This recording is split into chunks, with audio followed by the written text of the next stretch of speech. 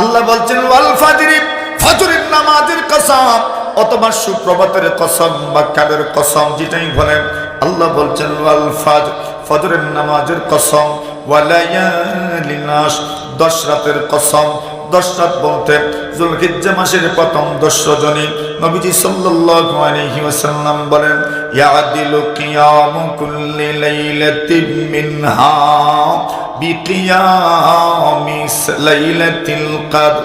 আল্লাহর নবী বলেন কেউ যদি যুলহিজ্জা মাসের প্রথম 10 রাতের যে কোনো একটা রাত্রে ইবাদত করতে পারেন, নবীজি বলেন প্রতি রাতের ইবাদত সবে কদরের ইবাদতের সমান সওয়াব।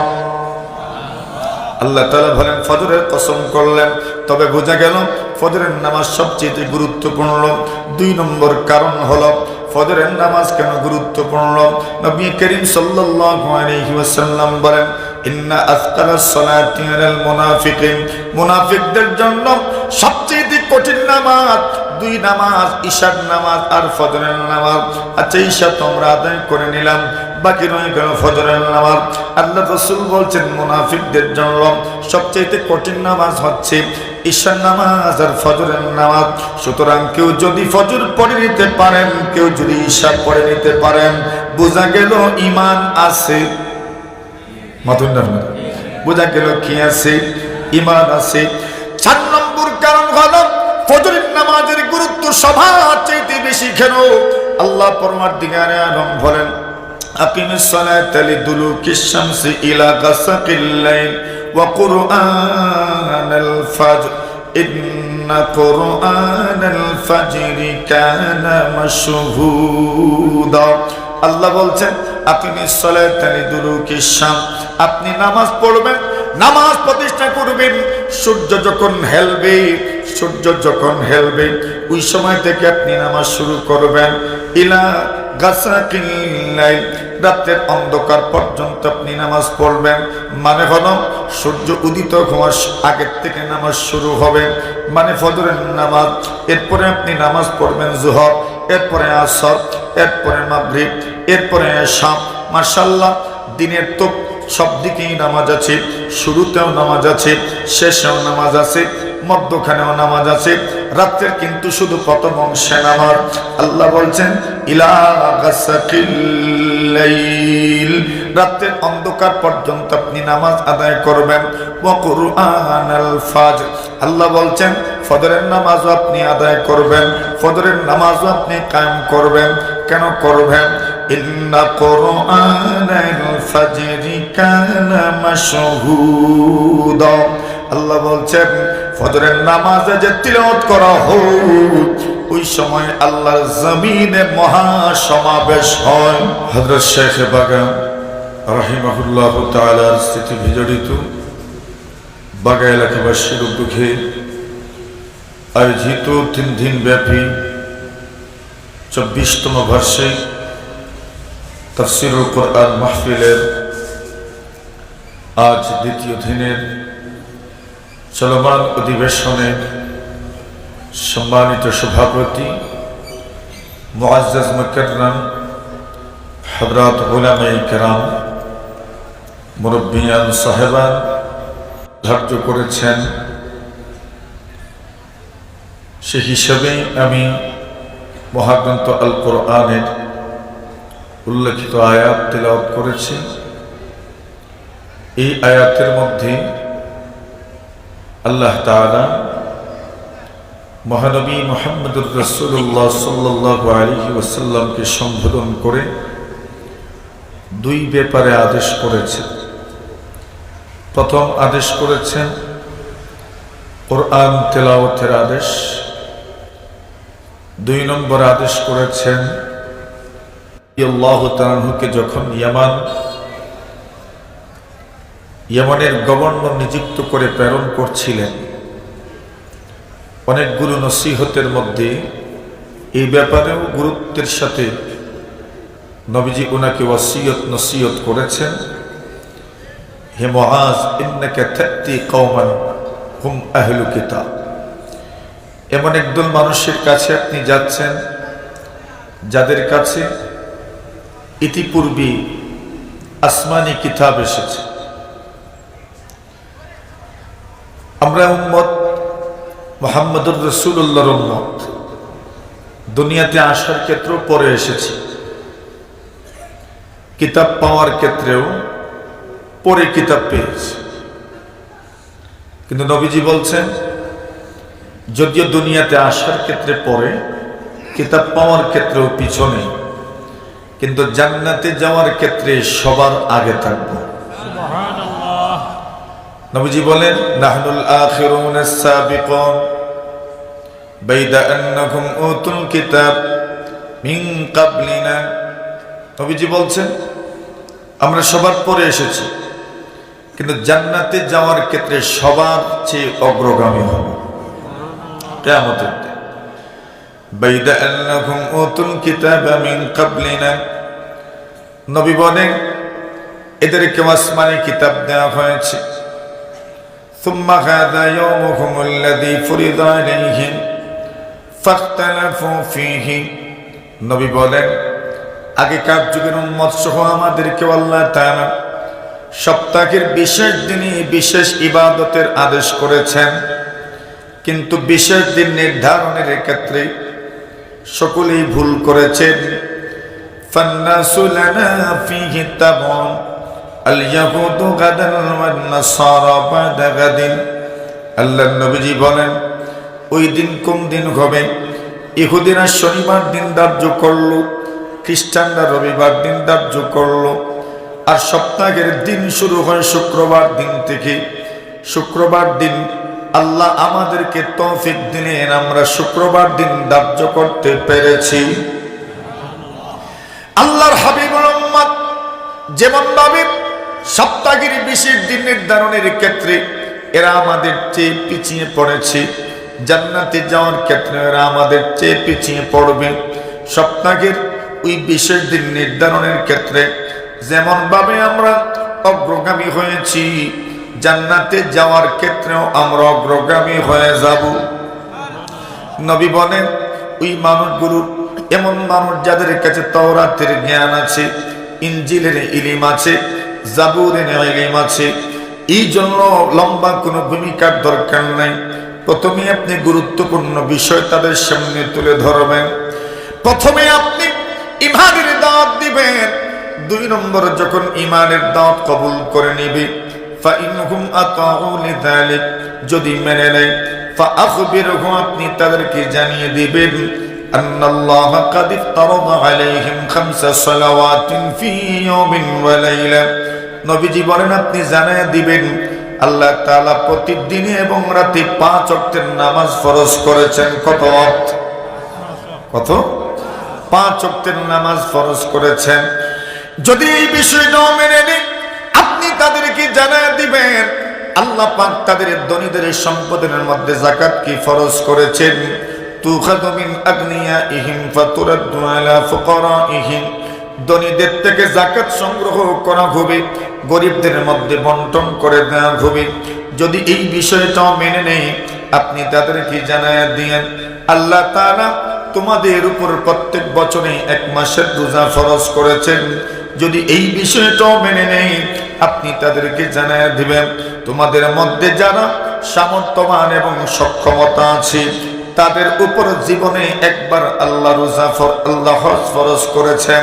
কোন মানুষ যদি এই বিষয়গুলো মেনে নিতে পারে, নবীজি বলছেন আল্লাহর জান্নাতের মেহমান হয়ে যাবে।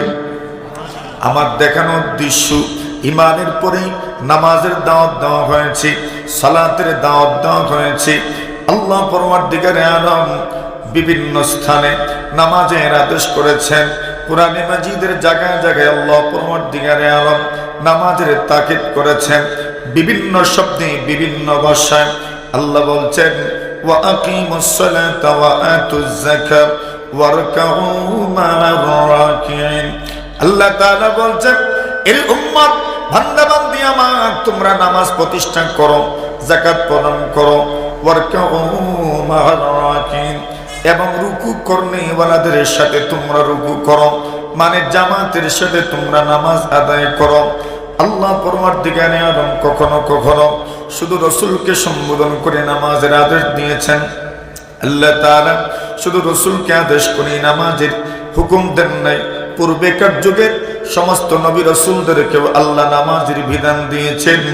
মহান রব্বুল কারীম কোরআনে মাজিদের মধ্যে বর্ণনা করেন মুসা কালিমুল্লাহ আলাইহিস সালাতু ওয়াস সালামের ব্যাপারে আল্লাহ বলেন, আল্লাহর পয়গম্বর মুসা কালিমুল্লাহ আলাইহিস সালাতু ওয়াস সালাম যে সময় তুর পর্বতে গেলেন, সেই তুর পর্বতে যাওয়ার পরে আল্লাহ পরওয়ারদিগারে আলম মুসা আলাইহিস সালাতু ওয়াস সালামকে বলেন, পয়গম্বর ফাখলানা আলাইক, জুতা খুলে ফেলেন, ইন্নাকা বিল ওয়াদিল মুকদ্দাসি তুওয়া, আপনি পবিত্র একটা ভূমির মধ্যে আছেন, ওয়া আনা খাতারতুকা ফাসতামি লিমা ইউহা, আমি আল্লাহ আপনাকে বাছাই করেছি, আমি যা বলবো আপনি মনোযোগ দিয়ে তা শুনবেন। ইন্নানি আনাল্লাহু লা ইলাহা ইল্লা আনা ফা'বুদুনি ওয়া আকিমিস সালাতা লিযিকরি। আল্লাহ পরওয়ারদিগারে আলম বলেন, পয়গম্বর আপনি নামাজ আদায় করবেন, আমার স্মরণে আপনি নামাজ আদায় করবেন, ওয়া আকিমিস সালাতা লিযিকরি, আপনি আমার ইবাদত করুন, আপনি শুধু শুধু আমার ইবাদত করবেন। এবং আমার ইবাদতের মধ্যে সবচেয়ে বড় ইবাদত হচ্ছে ওয়া আকিমিস সালাতা লিযিকরি, যখনই স্মরণ হবে আপনি নামাজ আদায় করে নেবেন, আমার স্মরণে আপনি নামাজ আদায় করবেন। এর মানে হলো আপনি যখন নামাজ আদায় করবেন সেই সময় আপনার অন্তরে যেন আমি আল্লাহর স্মরণ বিদ্যমান থাকে। সুবহানাল্লাহ। তো আল্লাহ তাআলা পূর্বেকার যুগের নবী রাসূলদেরকেও নামাজের আদেশ করেছেন। হযরত ঈসা রূহুল্লাহ আলাইহিস সালাতু ওয়াস সালাম, আল্লাহ পরওয়ারদিগারে আলম ঈসা আলাইহিস সালাতু ওয়াস সালামকে শুধু মায়ের ঘর থেকে জন্ম দিলেন। লোকজন ঈসা রূহুল্লাহ আলাইহিস সালাতু ওয়াস সালামের মাকে কত ধরনের কথা শোনালো। এরা বলে, ওগো মারিয়াম, তুমি তো ভালো খানদানের মহিলা, এত খারাপ তুমি কেমনে হয়ে গেলে? ওগো মারিয়াম, ইয়া উখতা হারুন, মা কানা আবুকি মুরাআ সাউইন ওয়া মা কানাত উম্মুকি বাগিয়া। ওগো মারিয়াম, তোমার বাবাও তো ভালো মানুষ ছিলেন, তোমার মাও তো ভালো মানুষ ছিলেন, এত ভালো করে এত খারাপ মানুষ তুমি কেমনে জন্ম নিলে? কোথার থেকে তুমি সন্তান পেয়ে গেলে? মরিয়ম আলাইহিস সালাতু ওয়াস সালাম কোনো কথা বলেন না। ফাআশারাত ইলাইহি, আল্লাহর বান্দি মারিয়াম কুলের শিশু ঈসা রূহুল্লাহ আলাইহিস সালাতু ওয়াস সালামের দিকে ইঙ্গিত করেন, মানে বুঝায় দেন আমি কোনো জবাব দিব না, যা বলার আমার কুলের শিশু বলবেন। এদের গুসা বাড়ছে না কমছে? মাতুন না, এরা মনে মনে বলে আমাদের কি বেকুব মনে হয় তোমার, আমাদেরকে কি তোমার নির্বুধ মনে হয়? কিভাবে তার সঙ্গে কথা বলবো?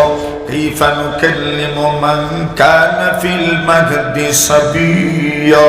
ওগো মারিয়াম, তুমি যে তোমার ওই কুলের শিশুর দিকে ইঙ্গিত করলে, সে নাকি আমাদেরকে কথা বলবে, সে নাকি জবাব দিবে। কালু কাইফা নুকাল্লিমু মান কানা ফিল মাহদি সাবিয়্যা। ওগো মারিয়াম, যে সন্তান এখন পর্যন্ত তোমার কোলে দুধ পান করে, ওই সন্তানের সঙ্গে আমরা কিভাবে কথা বলবো? আল্লাহ বলেন, ওরে ঈসা, আর তো দেরি করা যায় না, এইবার তো তোমার বক্তব্য দেওয়ার দরকার। ঈসা রূহুল্লাহ আলাইহিস সালাতু ওয়াস সালামের জবান খুলে গেল।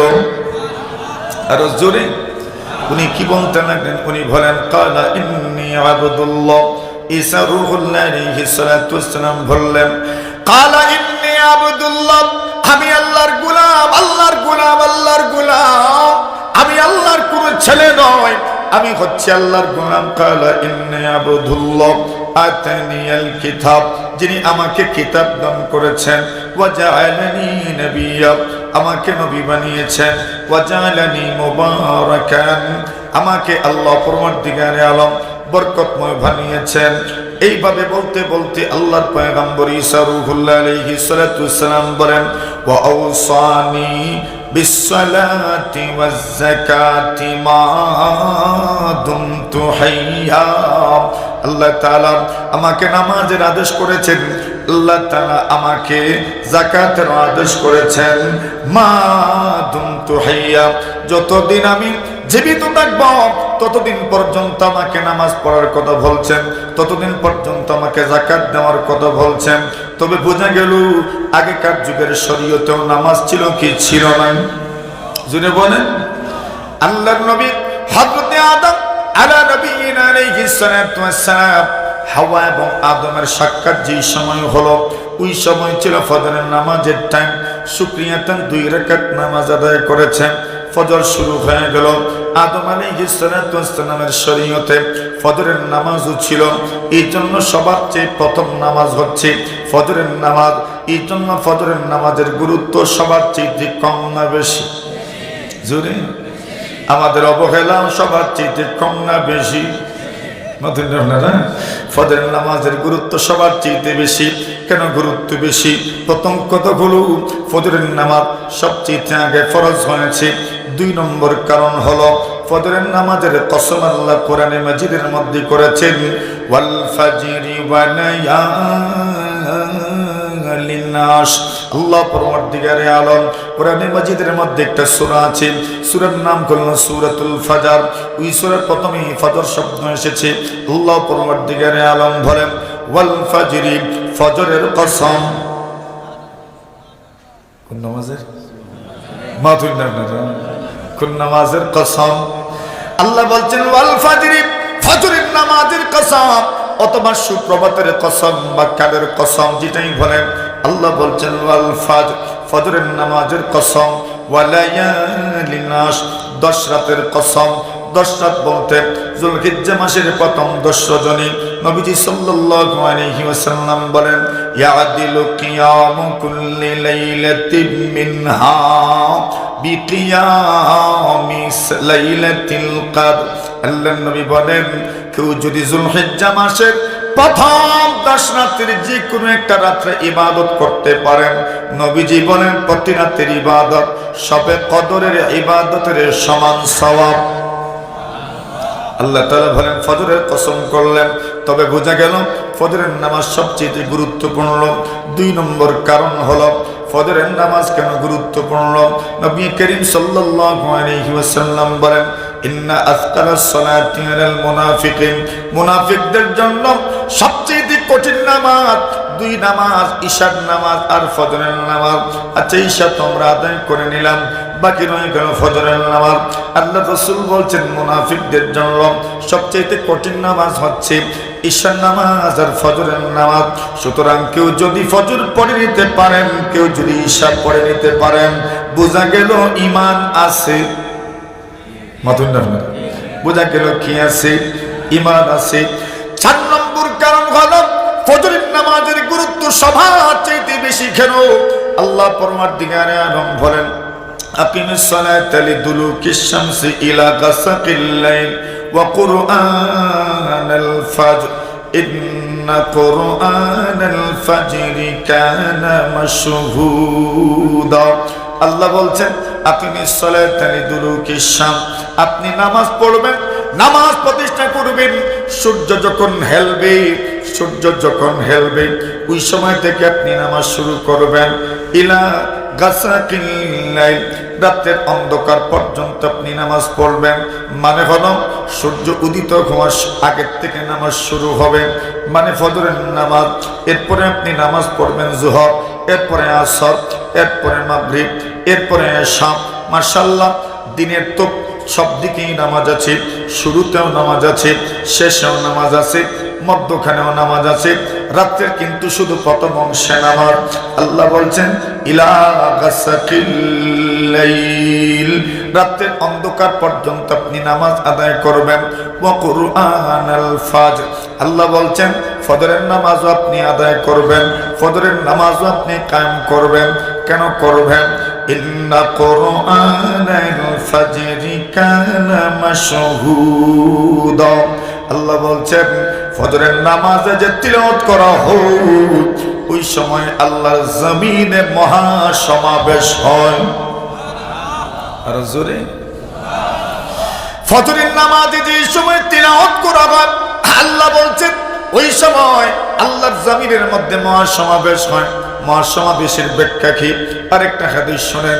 নবী করিম সাল্লাল্লাহু আলাইহি ওয়াসাল্লাম বলেন, আন আবি হুরায়রা রাদিয়াল্লাহু তাআলা আনহু قال قال رسول الله صلى الله عليه وسلم يتعاقبون فيكم ملائكة بالليل وملائكة بالنهار ويجتمعون في صلاة الفجر وصلاة العصر ثم يعرج الذين باتوا فيكم فيسألهم ربهم وهو أعلم بهم كيف تركتم عبادي قالوا أتيناهم وهم يصلون وتركناهم وهم يصلون আল্লাহর হাবিব সাল্লাল্লাহু আলাইহি ওয়াসাল্লাম বলেন আল্লাহর জমিনে এই পৃথিবীর তত্ত্বাবধায়ক যারা আছেন ফেরেশতারা, ওই তত্ত্বাবধায়ক ফেরেশতারা পৃথিবীর মানুষের নিরাপত্তার জন্য দুনিয়াতে আগমন করেন।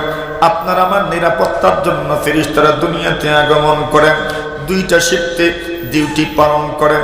একটা শিফট হলো দিন, আর একটা শিফট হলো রাত্র। আল্লাহ রাসূল সাল্লাল্লাহু আলাইহি ওয়াসাল্লাম বলেন যারা দিনের ডিউটি পালন করবেন তারা ফজরের নামাজের সময় দুনিয়াতে আসেন। ডিউটি করতে করতে করতে করতে আসর পর্যন্ত ডিউটি করেন। আসর পরে দুনিয়া থেকে বিদায় নেন। এবং রাতের ডিউটি যারা পালন করবেন এরা আসরের নামাজের সময় দুনিয়াতে আসেন। রাতের ডিউটি পালন করতে করতে ফজরে দুনিয়া থেকে বিদায় নেন। তবে তো বোঝা গেল যারা রাতের ডিউটি পালন করেন এরা ডিউটি পালন করতে করতে ফজর পর্যন্ত পালন করেন। ফজরের সময় দুনিয়া থেকে বিদায় হন। দিনের বেলা যারা ডিউটি পালন করবেন তারা আসেন ফজরের নামাজের সময়। তবে তো বোঝা যায় ফজরের নামাজ এমন একটা ওয়াক্ত যে ওয়াক্তে আল্লাহর জমিনের মধ্যে ফেরেশতাদের মহাসমাবেশ হয়। কার মহাসমাবেশ? জোরে বলেন, কার মহাসমাবেশ? ফেরেশতাদের মহাসমাবেশ। এইবার ফেরেশতাদের মহাসমাবেশের সাথে যদি আপনিও যুক্ত হয়ে যেতে পারেন তবে তো ভালো মানুষ ভালো মাখলুকের সঙ্গে আপনার সম্পর্ক হয়ে গেল, আপনার জীবনটা সুন্দর হয়ে যাবে। আল্লাহর হাবিব বিশ্ব নবীজি অনেক আমল ফেরেশতাদের আমলের মতো যদি হয়ে যায় তবে আপনার ফজিলত কি রাসূলুল্লাহ সাল্লাল্লাহু আলাইহি ওয়াসাল্লাম অনেক আমলের ব্যাপারে তুলনা করেছেন ফেরেশতাদের আমলের সাথে। কষ্ট দিয়েছে না? আসেন আমার কাছে মাতুন না, আপনারা আমার দিকে আসেননি? কইতামনি কইতা মাতুন না আপনারা? সবার মন আছে, নিয়ত আছে, মন আছে, মিজাজও আছে। হাত তোলেন একবার। আল্লাহু আকবার। আল্লাহু আকবার বলছেন যে একবারে কম আওয়াজ হইল যে জোরে জোরে আল্লাহু আকবার। নবী আকরাম সাল্লাল্লাহু আলাইহি ওয়াসাল্লাম বলেন ইদা ক্বারাল ইমামু গায়রুল মাগদুবি আলাইহিম, আল্লাহ রাসূল বলছেন যখন ইমাম সাহেব পড়বেন গায়রুল মাগদুবি আলাইহিম ওয়ালাদ-দাল্লিন পড়েন, ইমাম সাহেব পড়েন। আল্লাহর নবী বলছেন আপনারা কি করবেন? নবীজি বলছেন ফাকুলু আমিন। নবী বলছেন আপনারা আমিন পড়বেন। কি পড়বেন? কোন সময়? কোন সময়? গায়রুল মাগদুবি আলাইহিম ওয়ালাদ-দাল্লিন যখন ইমাম সাহেব বলবেন নবী বলছেন আপনারা কি পড়বেন? কেন পড়বেন? আল্লাহর হাবিব বলেন ফা ইন্নাল মালায়েকাতা তাকুলু আমিন। আল্লাহর হাবিবুল উম্মত তুমি যদি ইমাম সাহেবের গায়রুল মাগদুবি আলাইহিম ওয়ালাদ-দাল্লিনের সঙ্গে আমিন পড়ো, মনোযোগের সাথে পড়বা, ফা ইন্নাল মালায়েকাতা তাকুলু আমিন, ওই সময় ফেরেশতারাও আমিন পড়েন। কারা আমিন পড়েন? ফেরেশতারা আমিন পড়েন। আল্লাহর নবী বলেন فإنه من وافق تأمينه تأمين الملائكة غفر له ما تقدم من ذنبه। আল্লাহর নবীজি বলেন এই ভাগান মুসলমান বন্ধুরা আমার, বাবারা আমার, আপনাদের রাসূল বলছেন, আপনাদের নবীজি বলছেন, আপনাদের আখিরি জামানার পয়গম্বর বলছেন, নবী আকরাম সাল্লাল্লাহু আলাইহি ওয়াসাল্লাম বলেন ফেরেশতার আমিনের সাথে যদি আপনার আমিন মিলে যায়, ফেরেশতার আমিনের সাথে যদি আপনার আমিন মিলে যায়, ফেরেশতার আমিনের সাথে যদি আপনার আমিন মিলে যায়, এর মানে হলো ফেরেশতা যেমন ইখলাসের সাথে আমিন পড়েন এমন ভাবে যদি আপনিও আমিন পড়েন, ফেরেশতা যেমন ভাবে একনিষ্ঠতার সাথে আমিন পড়েন এমন ভাবে আপনি যদি একনিষ্ঠতার সাথে আমিন পড়েন, ফেরেশতারা যেমন নম্রতা ভদ্রতার সাথে আমিন পড়েন, আপনিও যদি নম্রতা ভদ্রতার সাথে আমিন পড়েন, নবীজি বলেন গুফিরা লাহু মা তাকাদ্দামা মিন যামবিহি, এক আমিনের বরকতে আপনার আগের জীবনের সমস্ত গুনাহ মাফ করে দেওয়া হবে। বুখারী শরীফের বর্ণনা, আল্লাহর হাবিব বলেন তুমি যদি আমিন বলতে পারো, ফেরেশতাদের আমিনের সাথে যদি তোমার আমিনটা মিলে যায়, আল্লাহ রাসূল বলছেন তোমার পূর্বেকার জীবনের সবগুলো গুনাহ মাফ হয়ে যাবে। এবার ইমাম সাহেবের সাথে তো আমিন পড়লাম। ইমাম সাহেব কেরাত শেষ করলেন। কেরাত শেষ করার পরে ইমাম সাহেব আল্লাহু আকবার বলে রুকুতে গেলেন।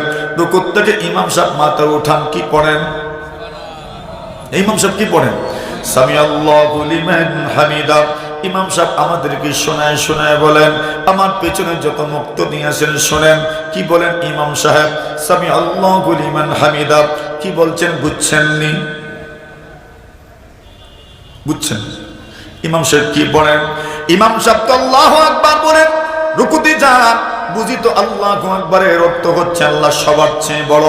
আবার ইমাম সাহেব দাঁড়ানোর পরে আবার সিজদায় যান, আল্লাহু আকবার বলেই তো সিজদায় যান। এটাও তো বুঝি আল্লাহ সবার চেয়ে বড়। সিজদা থেকে মাথা তুলে আল্লাহু আকবার বলেন, তাও তো বুঝি আল্লাহ সবার চেয়ে বড়। আবার সিজদায় যান, এটাও তো বুঝি আল্লাহ সবার চেয়ে বড়।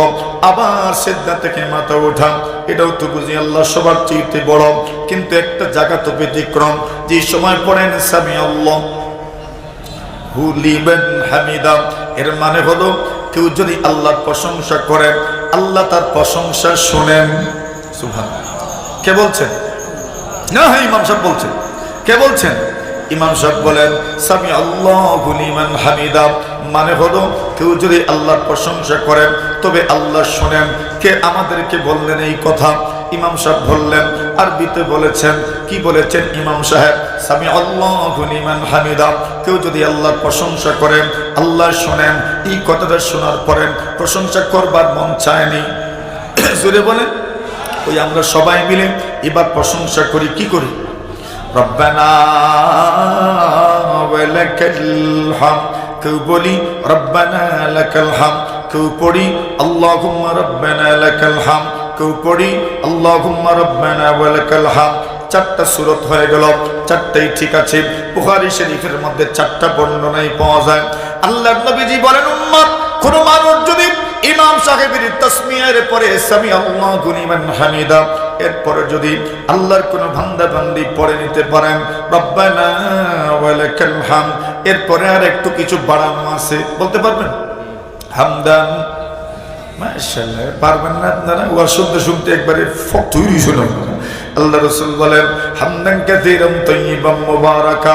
কোন মানুষ যদি আল্লাহ তাআলার প্রশংসা করতে গিয়ে পড়ে রব্বানা ওয়া লাকাল হামদু হামদান কাসীরান তাইয়িবান মুবারাকা, নবীজি বলছেন উম্মত কেউ যদি এটা পড়ে নিতে পারেন গফিরা লাহু মা তাকাদ্দামা মিন যামবিহি, আল্লাহর নবী বলেন তোমার পূর্বের জীবনের সমস্ত গুনাহ আল্লাহ মাফ করে দিবেন। আরো জোরে। তবে আসেন ফজরের নামাজের গুরুত্ব সবার চেয়ে কেন বেশি? চারটা কারণ গেল। 5 নম্বর কারণ হলো নবী করিম সাল্লাল্লাহু আলাইহি ওয়াসাল্লাম বলেন আল্লাহর কোন বান্দা বান্দি যদি ফজরের নামাজ পড়ে নিতে পারেন, রাসূলুল্লাহ সাল্লাল্লাহু আলাইহি ওয়াসাল্লাম বলেন মান সাল্লাল ইশা ফি জামাতিন, কোন মানুষ যদি ঈশার নামাজ জামাতের সাথে আদায় করতে পারেন, আল্লাহর নবী বলেন ওই ব্যক্তির সওয়াব কি পরিমাণ? নবীজি বলছেন আপনি যেন অর্ধেক রাত আপনি নফল নামাজ পড়লেন, অর্ধেক রাত নফল নামাজ পড়লেন যে পরিমাণ সওয়াব পাবেন, ঈশার নামাজ জামাতের সাথে আদায় করলেন এই পরিমাণ সওয়াব আল্লাহ আপনার আমলনামায় দিবেন। আলহামদুলিল্লাহ পড়েন। জামাতে তো এশা আদায় করলেন আজকে, আল্লাহর হাবিব বলছেন মান সাল্লাল ইশা ফি জামাতিন ফাকান্নামা কামা নিসফাল লাইল, আল্লাহর নবী বলেন কোন মানুষ যদি ঈশার নামাজ জামাতের সাথে আদায় করতে পারেন, আল্লাহর হাবিব বলেন সে যেন অর্ধেক রাত নফল নামাজ পড়ল। ওয়া মান সাল্লাল ফজর ফি জামাতিন, আল্লাহ রাসূল বলছেন কেউ যদি ঈশার নামাজের সাথে সাথে ফজরের নামাজটা জামাতের সাথে আদায় করতে পারেন, আল্লাহর নবীজি বলেন ফাকান্নামা কামাল লাইল কুল্লাহ, আল্লাহর নবী বলেন সে যেন সারা রাত নফল নামাজ পড়ল। এই জন্য ফজরের নামাজ কেন গুরুত্বপূর্ণ? 5 নম্বর কারণ হলো ফজরের নামাজ যদি কেউ জামাতের সাথে আদায় করে নিতে পারেন, আল্লাহর হাবিব সাল্লাল্লাহু আলাইহি ওয়াসাল্লাম বলছেন এই নামাজের মাধ্যমে আল্লাহ তাআলা পুরো রাত নফল নামাজ পড়ার সওয়াব তাকে দান করবেন। 6 নম্বর কারণ হলো আল্লাহর মান সাল্লাস সুবহা ফি জামফি মান সাল্লাস সুবহা মান সাল্লাল ফাজরা, কোন মানুষ যদি ফজরের নামাজ আদায় করতে পারেন, আল্লাহর নবীজি বলেন ফাহুয়া ফি জিম্মাতিল্লাহ, ফাহুয়া ফি আমানিল্লাহ। আমরা মাঝে মধ্যে অনেককে বিদায় দেওয়ার সময় পড়ি ফি আমানিল্লাহ, ফি আমানিল্লাহ। কি অর্থ বুঝিউজি না কই আর কি? ফি আমানিল্লাহ, ফি আমানিল্লাহ, ফি আমানিল্লাহর অর্থ হলো আল্লাহর নিরাপত্তায় তোমাকে হাওয়ালা করলাম। সুবহানাল্লাহ। বুঝছেন কি যে ওজনওয়ালা শব্দ আপনি বলছেন? ফি আমানিল্লাহ, আল্লাহর নিরাপত্তার মধ্যে আপনাকে ছেড়ে দিলাম, আল্লাহ যেন আপনাকে নিরাপত্তা দেন। আল্লাহর হাবিব বলেন মান সাল্লাস সুবহা, কোন মানুষ যদি ফজরের নামাজ আদায় করতে পারেন, নবীজি সাল্লাল্লাহু আলাইহি ওয়াসাল্লাম বলেন ফাহুয়া ফি জিম্মাতিল্লাহ, ফাহুয়া ফি আমানিল্লাহ। আল্লাহর নবী বলেন ওই লোকটা আল্লাহর নিরাপত্তায় চলে যান, আল্লাহর জিম্মাদারিতে চলে যান। আপনি ফজর পড়বেন, আপনি আল্লাহর জিম্মাদারিতে পৌঁছে যাবেন। সুবহানাল্লাহ তো কইবেন না আজকে? আরো জোরে। ফজর পড়ে নিলেন মানে আপনি কার জিম্মায়, কার নিরাপত্তায়? আল্লাহর নবী বলেন ফালা তুগফিরুল্লাহ ফি জিম্মাতিহি, আল্লাহর নিরাপত্তা বলে তোমরা ভাঙিও না, আল্লাহর নিরাপত্তা বলে তোমরা ভাঙবা না। আল্লাহ তাকে নিরাপত্তা দিয়েছেন, তুমি তার পিছনে লেগে যেও না, তুমি তার পিছনে লেগে যেও না, তুমি তার পিছনে লেগে যেও না। ফালা তুগফিরুল্লাহ ফি জিম্মাতিহি, ফালা তুগফিরুল্লাহ ফি জিম্মাতিহি, ফালা তুগফিরুল্লাহ ফি জিম্মাতিহি, তুমি তার পিছনে পড়ে যেও না, তুমি তার কোনো ক্ষতি করো না। এবার এসেন একটা ছোট্ট ঘটনা আপনাদেরকে শোনাই। আল্লাহর নবী সাল্লাল্লাহু আলাইহি ওয়াসাল্লামের সাহাবী আব্দুল্লাহ ইবনে ওমর রাদিয়াল্লাহু তাআলা আনহুমা, নবী করিম সাল্লাল্লাহু আলাইহি ওয়াসাল্লামের সাহাবী। উলামায়ে কেরাম বলেন কানা মিন যুহাদিস সাহাবা, সাহাবায়ে কেরামদের মধ্যে বড় দুনিয়া বিমুখ একজন ছিলেন, এত বেশি দুনিয়া বিমুখ ছিলেন। উনি আবার ওমর রাদিয়াল্লাহু তাআলা আনহুর বেটা, উমর রাদিয়াল্লাহু তাআলা আনহুর ছিলেন। ওনার একজন ছেলে ছিলেন, নাম হলো সালিম ইবনে আব্দুল্লাহ। উনি আব্দুল্লাহ ইবনে ওমর রাদিয়াল্লাহু তাআলা আনহু থেকে বেশি বেশি হাদিস বর্ণনা করেছেন। যারা বেশি বেশি হাদিস বর্ণনা করেছেন, একজন হচ্ছেন ওনার গোলাম নাফে, আরেকজন হচ্ছেন ওনার সন্তান সালিম ইবনে আব্দুল্লাহ রাহিমাহুল্লাহু তাআলা। আল্লাহর বান্দা সালিম ইবনে আব্দুল্লাহ রাহিমাহুল্লাহু তাআলা উনি যে সময় ছিলেন, ওই সময় বাদশা হিশাম ইবনে আব্দুল মালিকের জামানা ছিল। একদিন হজে গেছেন, আল্লাহর ঘরে তাওয়াফ করবেন। আল্লাহর ঘরের সামনে যদি কেউ যায়, ওই সময় দুনিয়ার মানুষের অন্তর থেকে দুনিয়া চলে যায়, সবার অন্তরে একমাত্র আল্লাহর ঘরের কথা থাকে, একমাত্র তার সামনে আল্লাহ তাআলার স্মৃতি সামনে ভেসে উঠে। আল্লাহর বান্দা বলে এতদিন তো আমি ছিলাম বাগান এলাকায়, এতদিন তো ছিলাম আমি বাগান পরগনায়, এতদিন তো ছিলাম আমি ওই জায়গাতে, আমি যেদিকেই তাকিয়েছি সেদিকেই যেন আমার আল্লাহকে দেখতে পেয়েছি। আল্লাহর বান্দা বলেন হরচে দিদম দরজা গায়রে তো নেস ইয়া তু বিয়া খুবে তু ইয়া বুয়ে তু, যেদিকেই তাকিয়েছি আপনাকেই দেখেছি, হয়তো আপনাকে সশরীরে দেখেছি, আর না হয় আপনার গুণ দেখেছি, আর না হয় আপনার গ্রাম পেয়েছি। আল্লাহর বান্দা মনে মনে বলে আজকে তো একদম সরাসরি আমার রবের সামনে দাঁড়িয়ে আছি। ঠিক না বে ঠিক? মাথুন না আপনারা? কার সামনে দাঁড়ায় আছে? যেন আল্লাহর বান্দা তার রবের সামনে দাঁড়ায় আছে। খানায়ে কাবা কা মঞ্জর আয়ে খুদা দেখা মুঝে, মক্কা ও শহর মদিনা देखने को दे मुझे, हाथ उठावा दर पे तेरे जब बुलाए तू मुझे, खाने काबा को पहुँचू तलबिया कहते हुए, खाने काबा को पहुँचू तलबिया पढ़ते हुए। আল্লাহ যেন সকলকে তৌফিক দান করেন, বলেন আমিন।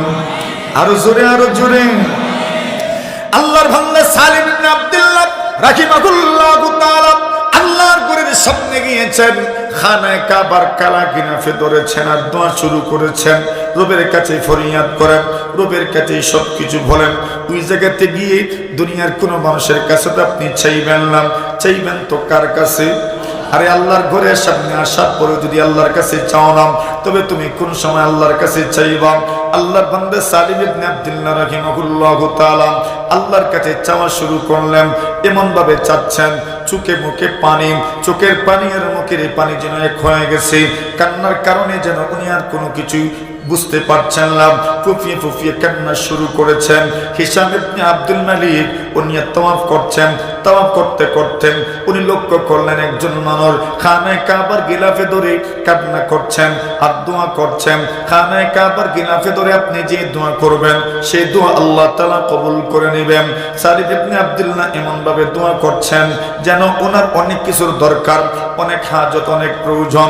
বোঝা যায় ওনার মতো লাচার মানুষ মনে হয় দুনিয়ার জমিনে আর কেউ নাই। বোঝা যায় ওনার মতো অভাবী মানুষ যেন দুনিয়ার জমিনে আর কেউ নাই।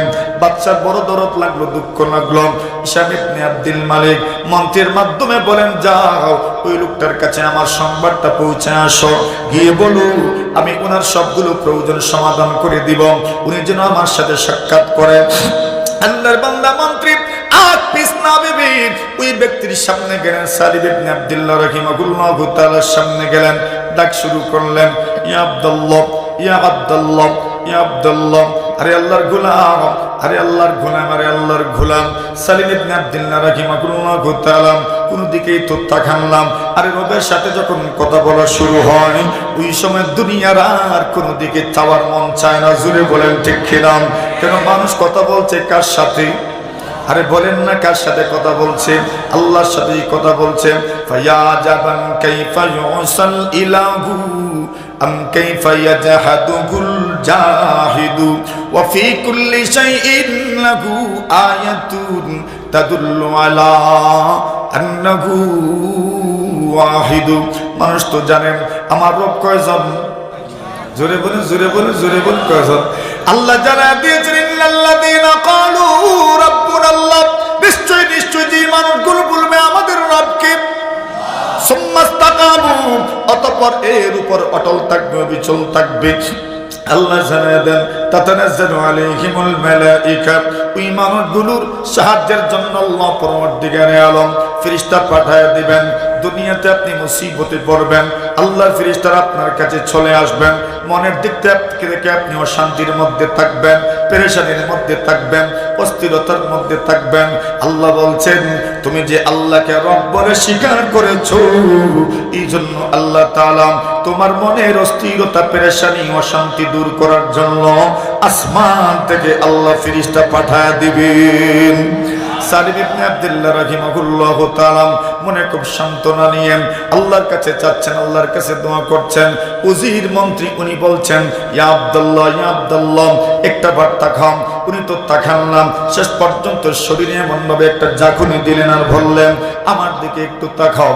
সালিম ইবনে আব্দুল্লাহ রাহিমাহুল্লাহু তাআলা খুব রাগত স্বরে, উনি ওনার খুব রাগত চোখ নিয়ে, খুব রাগত চেহারা নিয়ে, রাগান্বিত ক্রোধান্বিত একটা চেহারা নিয়ে ওই ব্যক্তির দিকে তাকাইলেন। জিজ্ঞাসা করলেন, কি হয়েছে তোমার? কেন তুমি আমার শরীরে ঝাঁকুনি দিয়েছো? আমি আমার রবের সাথে কথা বলছি, তুমি কেন আমাকে ডাক দিলাম? আল্লাহর বান্দা বলে, আর তুমি তোমার রবকে ডাকতে হবে না, তোমার জীবনের যত প্রয়োজন আছে তুমি আমার বাদশার সামনে গিয়ে বলো। বাদশা বলেছেন তোমার প্রয়োজন সমাধান করে দিবেন। সালিম ইবনে আব্দুল্লাহ রাহিমাহুল্লাহু তাআলা খুব বেশি রাগান্বিত হয়ে গেলেন। বললেন, তোমার কি লজ্জা নাই? তোমার কি হায়া নাই? তোমার কি একটু শরম নাই? আমি আমার রবের সাথে কথা বলছি, আর তুমি একজন বলছো তোমার বাদশার সাথে কথা বলার জন্য, তোমার বাদশার কাছে চাওয়ার জন্য। আমি কেন তোমার বাদশার কাছে চাইবো? আমি তো সবার বাদশার কাছে আমি চাচ্ছি।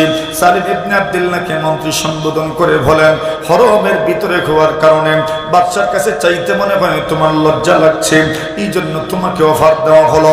হরমের এরিয়া থেকে যখন বের হয়ে যাবেন, মক্কার এরিয়া থেকে যখন আপনি বের হয়ে যাবেন, মসজিদ হারামের এরিয়া থেকে যখন আপনি বের হয়ে যাবেন, কাবা চত্বর থেকে যখন আপনি বের হয়ে যাবেন, ওই সময় আপনি আমার বাদশার কাছে চেয়ে নিয়েন, উনি আপনার প্রয়োজনটা পুরো করবেন। সালিম ইবনে আব্দুল্লাহ বলেন, ঠিক আছে আমি যাব। আল্লাহর বান্দা সালিম ইবনে আব্দুল্লাহ রাহিমাহুল্লাহু তাআলা হরমের এরিয়া থেকে বের হওয়ার পরে বাদশার কাছে গেলেন, চাওয়ার জন্য গেলেন। চাওয়ার আগে বাদশাকে প্রশ্ন করলেন, বাদশা যাওয়ার পর আপনি না বলছেন আপনার কাছে চাওয়ার জন্য, কোন জিনিস চাইবো বলেন? দুনিয়ারটা না আখিরাতেরটা চাইবো? সুবহানাল্লাহ বলবেন না, বলেন আপনি, আমি কোনটা চাইবো? আপনি তো বলছেন আমি যা চাইবো আপনি আর পূরণ করে দিবেন। আমার যত প্রয়োজন আছে আপনি প্রয়োজনগুলো সমাধান করে দিবেন। এইবার বলেন আমি আপনাকে দুনিয়ার প্রয়োজনের কথা বলবো নাকি পরকালের প্রয়োজনের কথা বলবো? বাদশা বলেন আরে দুনিয়াটাই তো বলেন, পরকালেরটা সমাধান করার মতো শক্তি সামর্থ্য তো আমার নাই। বাদশাকে এইবার সালিম ইবনে আব্দুল্লাহ বলেন তবে কি আপনি দুনিয়ার মালিক? দুনিয়ার মালিক? উনি বলেন না না, আমি তো দুনিয়ার মালিক নয়। আল্লাহর বান্দা বলেন এর বাদশা তুমি তো দুনিয়ার কোনো মালিক নয়, যে আল্লাহ পুরা দুনিয়ার মালিক ওই মালিকের কাছে আমি আজ পর্যন্ত দুনিয়ার কোনো ব্যাপারে সওয়াল করি নাই।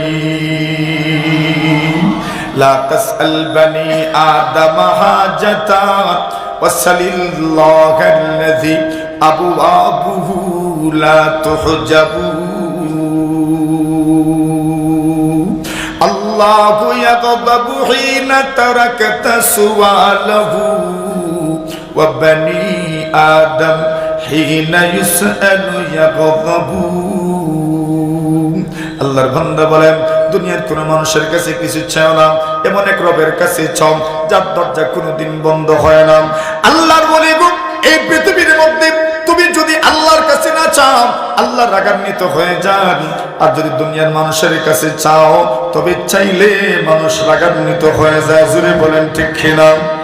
বন্ধুরা আমার, বাবারা আমার, আসেন যে কথাটা মূলত বলতে চাচ্ছিলাম, সালিম ইবনে আব্দুল্লাহ রাহিমাহুল্লাহু তাআলা আস্তে আস্তে গেলেন। আল্লাহর বান্দা একদিন হাজ্জাজ ইবনে ইউসুফের দরবারে গেলেন। হাজ্জাজ ইবনে ইউসুফ উনি তাকায়া দেখেন ফজরের নামাজের পরে লম্বা একটা লাইন লেগে আছে, মানুষের লাইন লেগে আছে। সালিম ইবনে আব্দুল্লাহ রাহিমাহুল্লাহু তাআলা হাজ্জাজ ইবনে ইউসুফকে প্রশ্ন করলেন এতগুলো মানুষ কেন লাইন ধরে আছে? হাজ্জাজ ইবনে ইউসুফ বলেন হুম কাতালাত উসমান, এরা উসমান রাদিয়াল্লাহু তাআলা হত্যাকাণ্ডে শরীক ছিল, এই জন্য তাদেরকে সারিবদ্ধ করে দাঁড় করায় রাখছি হত্যা করার জন্য, মাথা দ্বিখণ্ডিত করার জন্য। আল্লাহর বান্দা সালিম ইবনে আব্দুল্লাহ ভয় পেয়ে গেলেন এতগুলো মানুষকে হাজ্জাজ ইবনে ইউসুফ হত্যা করে ফেলবেন।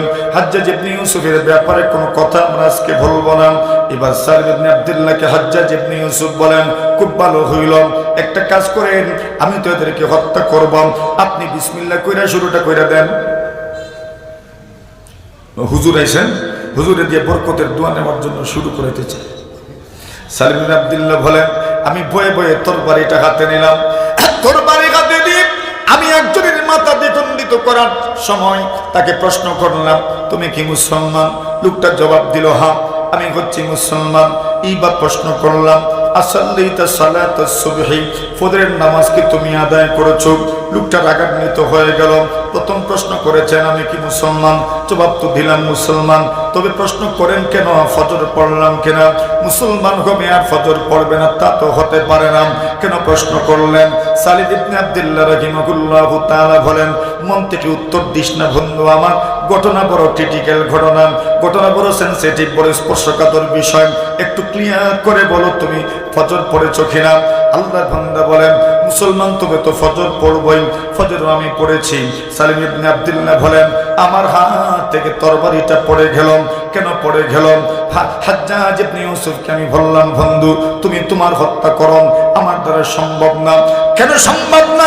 সালিম ইবনে আব্দুল্লাহ বলেন আমি আমার রাসূলুল্লাহ সাল্লাল্লাহু আলাইহি ওয়াসাল্লামের হাদিস আমার পর্যন্ত পৌঁছেছে, আমার আব্বা বর্ণনা করেছেন, অন্যান্য রসুলের অন্যান্য সাহাবায়ে কেরাম বর্ণনা করেছেন।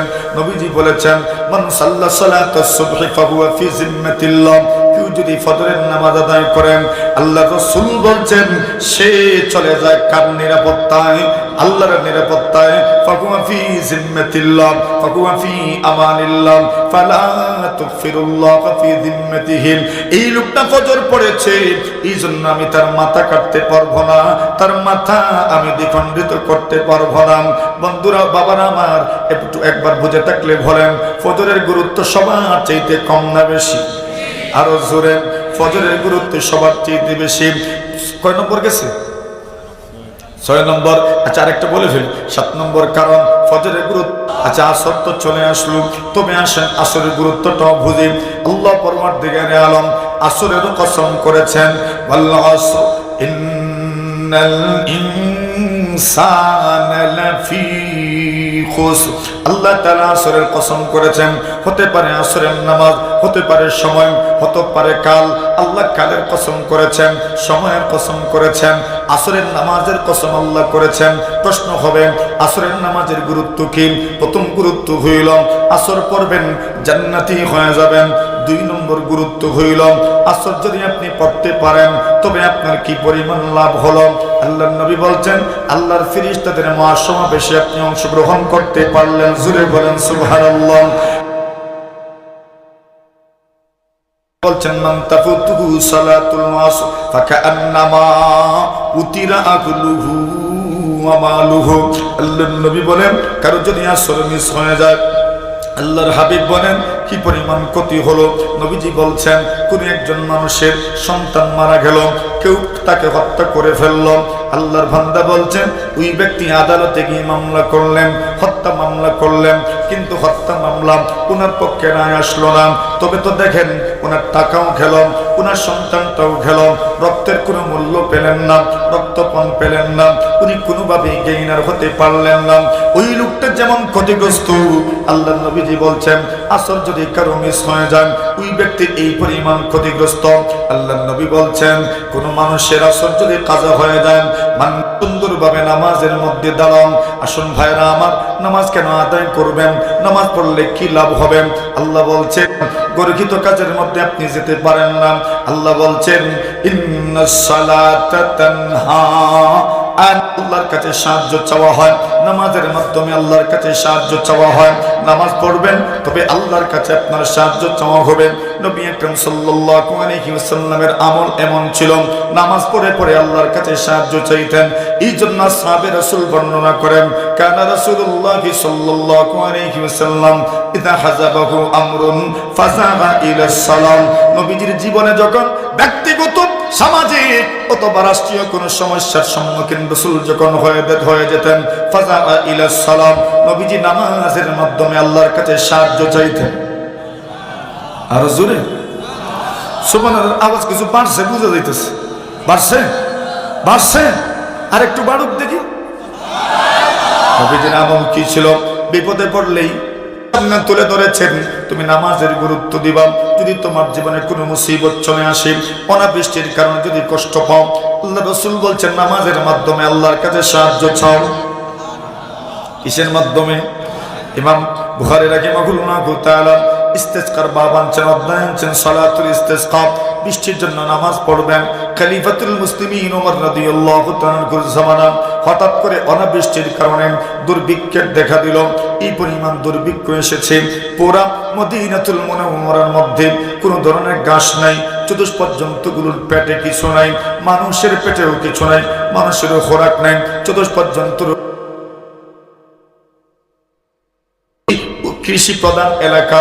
মিশরের গভর্নর আমর ইবনুল আস রাদিয়াল্লাহু তাআলার কাছে চিঠি লিখলেন, আমর ইবনুল আস, মদিনার মানুষগুলো বড় কষ্টের মধ্যে আছে, আপনি দ্রুত ত্রাণ পাঠান। খলিফাতুল মুসলিমিনের অর্ডার পাওয়া মাত্র আমর ইবনুল আস রাদিয়াল্লাহু তাআলা অনেক পরিমাণ ত্রাণ মদিনায় পাঠালেন। কিন্তু দুঃখের বিষয়, এত বিশাল পরিমাণ ত্রাণ কয়েক মাস যাওয়ার কথা, মাত্র এরা তো হচ্ছেন এই উম্মতের সর্বশ্রেষ্ঠ জামাত। এদের অন্তরটা ছিল বড় স্বচ্ছ, এদের অন্তরটা ছিল বড় পরিষ্কার। এই জামাত ছিলেন ইলমের দিক থেকে সবচেয়ে বেশি গভীর ইলমের অধিকারী। এদের মধ্যে কোনো লৌকিকতা ছিল না, লোক দেখানোর কোনো মনোভাব এদের মধ্যে ছিল না, কোনো ধরনের কৃত্রিমতা এদের মধ্যে ছিল না। এদেরকে সাহাবী হওয়ার জন্য স্বয়ং আল্লাহ বাছাই করেছেন। আর জোরে বলেন সুবহানাল্লাহ। এরা এমনিতেই সাহাবী হয়ে যান নাই, ইখতারাহুমুল্লাহ লিসুহবাতি নবিহি ওয়া লিইকামাতি দীনিহি। এদেরকে সাহাবী হওয়ার জন্য আল্লাহ তাআলা নিজে বাছাই করেছেন।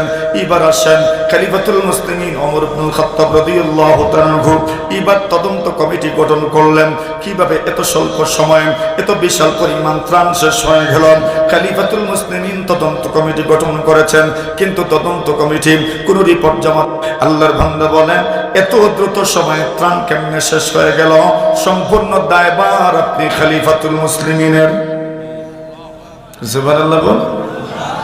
ওমর বুঝেন তো, ওমর নাম শুনলেই বোঝা যায় ধর্মার কাঠ মতন না হলেন রাগ কম না বেশি আরে আসাদুহুম ফি আমরিল্লাহি ওমর আল্লাহর নবীর সাহাবী খলিফা আজল হযরত ওমর ইবনুল খাত্তাব রাদিয়াল্লাহু তাআলা আনহু আমাদের জিগর আমাদের কলিজা ওমর রাদিয়াল্লাহু তাআলা আনহু এমন এক সাহাবী ছিলেন যিনি আল্লাহর হুকুমের জন্য কোনো সমঝোতা করতেন না ঠিক না এমন একজন জলিলুল কদর সাহাবী হযরত আবু বকর সিদ্দিকের পরেই যার শান রাদিয়াল্লাহু তাআলা আনহুম আজমাইন আমিন বলেন আল্লাহ যেন তাদের উপর সন্তুষ্ট হয়ে যান আমিন বলেন এটা তো আল্লাহর ঘোষণা এমন একজন উঁচু মাপের মানুষ রাগ তো কেন কিন্তু রাগ যতই থাকুক কেন ওয়াক্কাফেন খলিফাতুল মুসলিমিন বলেন ঠিক বলেছ আপনি সুবহানাল্লাহ জোরে বলেন চলেন আর দেরি করা যায় না মাঠে গেলেন নামাজ পড়লেন কি নামাজ পড়বেন আল্লাহ তাআলা মুষলধারে বৃষ্টি দান করেছেন জোরে বলেন আল্লাহ তাআলা মুষলধারে বৃষ্টি দান করেছেন কেন কেন আল্লাহর ওয়াদা ওয়াস্তাইনু বিসসবরি ওয়াসসালাম আল্লাহ বলছেন নামাজের মাধ্যমে সাহায্য চাও ধৈর্যের মাধ্যমে সাহায্য চাও একদিকে একদল নামাজি আছেন সুন্দর সুন্দর নামাজ পড়েন আছেন না নাই আল্লাহ বলছেন আলিফ লাম মিম যালিকাল কিতাবু লা রাইবা ফি হুদাল লিল মুত্তাকিন আল্লাযীনা ইউমিনুনা বিল গায়ব এরপরে দেখছেন সবার মুখস্থ ওয়ায়ুকিমুনাস সালাত ওয়া মিম্মা রাযাকনাহুম ইউনফিকুন আল্লাহ বলছেন এই কোরআন মুত্তাকিদের জন্য হিদায়াত স্বরূপ মুত্তাকিদের কথা কেন বললেন সবার জন্যই তো হিদায়াত স্বরূপ কেন এখানে আল্লাহ কোরআনের প্রশংসা করছেন ধরা হয় ছোট ছোট বিষয়গুলো তুলে ধরা হয় না এই জন্য আল্লাহ বলছেন হুদাল্লিল মুত্তাকিন মুত্তাকিদের জন্য হিদায়াত স্বরূপ মুত্তাকি কার আল্লাহ পরিচয় দিচ্ছেন আল্লাযীনা ইউমিনুনা বিল গায়ব যারা অদৃশ্যের উপর ঈমান আনয়ন করেন ওয়া ইউকিমুনাস সালাত এবং যারা নামাজ প্রতিষ্ঠা করেন ওয়াজিব আছেন যত আদাব মুস্তাহাব আছেন সবগুলো যথাযথভাবে আদায় করেন নবী আকরাম সাল্লাল্লাহু আলাইহি ওয়াসাল্লামকে আল্লাহ জানায়া দেন যারা সুন্দর করে নামাজ পড়বেন ওই মানুষগুলো চিরকালের জন্য সফল হয়ে যাবেন কাদ আফলাহাল মুমিনুন আল্লাযীনা হুম ফি সালাতিহিম খাশিউন নিশ্চয় মুমিনুনাল ফিরদাউস হুম ফিহা